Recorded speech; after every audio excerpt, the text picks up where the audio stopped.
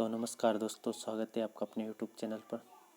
हम शुरुआत कर रहे हैं राजस्थान की प्राचीन सभ्यताओं के बारे में, वो भी मैप द्वारा, जो आसानी से आपको समझ में आ जाएगी और आपका समय भी ख़राब नहीं होगा। तो दोस्तों, अगर आप कंपटीशन की तैयारी कर रहे हो तो हमारे चैनल को ज़रूर सब्सक्राइब कर ले। इससे आपका समय भी बचेगा और आपके पास इम्पोर्टेंट चीज़ें जो एग्ज़ाम के लिए अति इम्पोर्टेंट होगी उन्हीं के बारे में हम बात करेंगे। तो दोस्तों, हम देखेंगे यहाँ राजस्थान की प्राचीन सभ्यताओं के बारे में जो इम्पोर्टेंट उनके तथ्य हैं। तो देखते हैं हनुमानगढ़ जिले में कौन कौन सी सभ्यताएं उनके बारे में देखते हैं। तो कालीबंगा सभ्यता, तो देखते हैं कालीबंगा सभ्यता से सिंधु घाटी सभ्यता के अवशेष प्राप्त हुए हैं। यह सभ्यता दुर्गीकृत व अदुर्गीकृत दो भागों में दोहरी रक्षा प्राचीर के साक्ष्य में फैली हुई थी। इसे कांस्य युगीन सभ्यता, नगरीय सभ्यता, आधे ऐतिहासिक व पश्च हड़प्पाकालीन एवं हड़प्पाकालीन या पराक हड़प्पाकालीन सभ्यता कहा, जो प्राक हड़प्पाकालीन सभ्यता आदि नामों से जाना जाता है।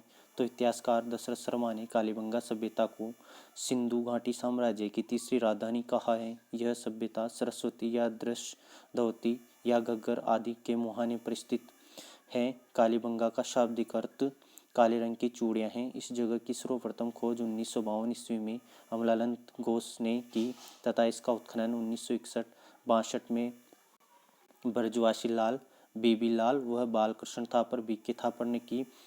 तो सिंधु घाटी सभ्यता के प्रागैतिहासिक और पूर्व मौर्य व्यक्ति की सर्वप्रथम पहचान राजस्थान की कालीबंगा स्थान पर लुइंगो टेसिटोरी द्वारा की गई। यहाँ खुदाई करने पर विषयों में सर्वप्रथम भूकंप के साक्ष्य, जुते हुए खेत, लकड़ी की नाली, जो ये इम्पोर्टेंट है, बाद में पक्की ईंटों की नाली, शल्य चिकित्सा की जानकारी प्राप्त हुई। यहीं से 7 हवन कुंड, व्याघ्र अंकित व महिला कुमारी देवी का सिक्का प्राप्त हुआ, जिससे मात्र सतात्मकता व्यवस्था की जानकारी प्राप्त होती है। यहाँ पर सजावटी अलंकृत प्रश मिश्रित फसल जौ, गेहूँ व चावल एक साथ उगाए जाते थे के साक्ष्य मिले हैं। राज्य सरकार द्वारा कालीबंगा में प्राप्त पुरावशेषों के संरक्षण हेतु वहाँ एक संग्रहालय की स्थापना की गई है। KUR कैनेडी के अनुसार इस सभ्यता का पतन संक्रामक रोग से, जबकि अन्य इतिहासकारों के अनुसार इसका पतन प्राकृतिक आपदाओं से हुआ है। दूसरी सभ्यता हनुमानगढ़ जिले में पीलीबंगा सभ्यता है और एक सभ्यता रंगमहल सभ्यता है भी हनुमानगढ़ जिले में। तो रंगमहल सभ्यता के बारे में इस जगह उत्खनन का कार्य डॉक्टर हन्ना रीड के नेतृत्व में 1952 से 1954 में एक स्वीडिश दल के द्वारा किया गया। यहाँ पर एक गुरु शिष्य की मूर्ति मिली है रंगमहल सभ्यता हनुमानगढ़ में। तो अब देखते हैं हम बीकानेर जिले की सभ्यताओं के बारे में।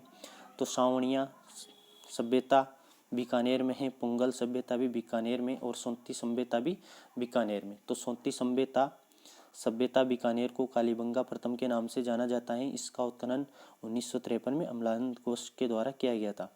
नेक्स्ट देखते हैं बाड़मेर जिले की सभ्यताओं के बारे में। तो तिलवाड़ा सभ्यता बाड़मेर जिले में लूनी नदी के किनारे विकसित हुई। इस सभ्यता से पशुपालन के अवशेष प्राप्त हुए। तो पशुपालन के अवशेष तिलवाड़ा बाड़मेर सभ्यता से प्राप्त हुए। नेक्स्ट देखते हैं भीनमाल जालोर में एलाना सभ्यता और भीनमाल सभ्यता विकसित हुई है। नेक्स्ट देखते हैं राजसमंद जिले में गिलुंड सभ्यता विकसित हुई है। तो बनास नदी के किनारे विकसित यह ताम्रयुगीन सभ्यता है। नेक्स्ट देखते हैं सिरोही जिले की सभ्यता के बारे में। तो सिरोही जिले में चंद्रावती सभ्यता विकसित हुई है। तो जापान के पुरातत्व विशेषज्ञ हिंडो हितोशी व उदयपुर राजस्थान विद्यापीठ के प्रोफेसर जीवनलाल खरगवाल ने 4 जनवरी 2014 से यहाँ खोज शुरू की। यहाँ से गरुड़ासन पर विराजित विष्णु की मूर्ति मिली है, जो दुनिया में अपने प्रकार की इकलौती मूर्ति है। कर्नल टोड ने इस नगरी के बारे में अपनी पुस्तक द वेस्टर्न इंडिया में लिखा। प्रधानमंत्री इंदिरा गांधी ने अपनी हत्या 31 अक्टूबर 1984 से 3 माह पहले यहाँ आकर इस सभ्यता का जायजा लिया था।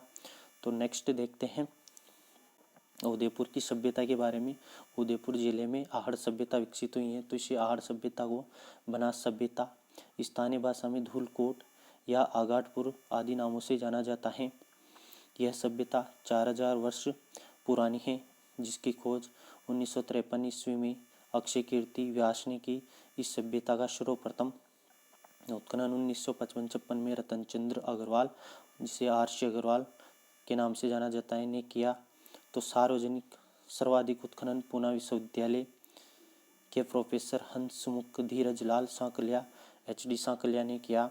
यहाँ पर सर्वाधिक तांबे के उपकरण मिले हैं, इसलिए ताम्र नगरी आहड़ सभ्यता को ताम्र नगरी भी कहते हैं। यहाँ पर तांबा गलाने की भट्टी, मिट्टी से बने वर्षभ, बेल आकृति प्राप्त हुई, जिसे बनाशियल बुल की संज्ञा दी गई। छपाई करने के ठप्पे, आटा पीसने की चक्की, लाल काले मिट्टी के बर्तन व अनाज रखने की मिट्टी की कोटी, जिसे गोरे या कोटे नाम से जाना जाता था, वह आहड़ सभ्यता में मिली है। आहड़ सभ्यता के लोग खाद्य पदार्थ चावल से परिचित थे तो चांदी धातु से अपरिचित थे। आहड़ स्थान में मुर्दों के सिर को उत्तरी ओर रखकर दफनाने के प्रमाण मिले हैं।